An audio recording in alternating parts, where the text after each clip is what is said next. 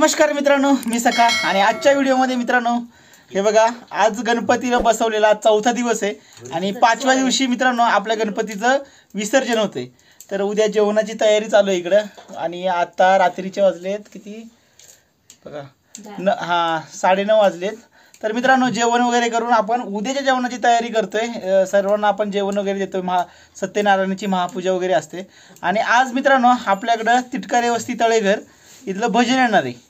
तर हे बघा, जोपर्यंत भजन येते तोपर्यंत आपण पूर्ण भाज्या वगैरे आणल्यात खुडून वगैरे उद्याची तयारी करायची। उद्या लवकर आपल्याला आवरावं लागणार आहे। सत्यनारायणाची पूजा झाल्यावर आपण लगेचच गणपती बुडवायला वगैरे घेणार आहे। तर मित्रांनो म्हणजे विसर्जनासाठी घेतोय, तर त्यासाठी आजच तयारी चालू आहे आपली। तर हे बघा सोनू आणि बघा नानी पण आल्यात मुंबईवरनं आणि सागर राजू आलाय कोल्हापूरवरनं। तर मित्रांनो सर्वांची तयारी चालू आहे। सगळे मुंबईकर पुणेकर सगळे आपण लावलेत कामाला। आता आपण पण एवढे भाजी वगैरे तयार करूया जोपर्यंत भजन येते तोपर्यंत। नंतर आपण भजनामध्ये लीन होणारच आहे, कारण की कालच्या व्हिडिओमध्ये तुम्ही बघितलं असेल खूप छान मित्रांनो। आजचं भजन खूप छान असं होणार आहे आणि जोपर्यंत भजन येत नाही तोपर्यंत आपण ही भाजी वगैरे तर खुडणारच आहे। नंतर भजन आल्यानंतर भजनामध्ये खूप छान असं वाटतंय, मन प्रसन्न होते। आणि हे बघा पूर्णपणे तयारी चालू आहे इकडं। वालाच्या शेंगा सोलायचं काम। ही काय रे? फरसबी।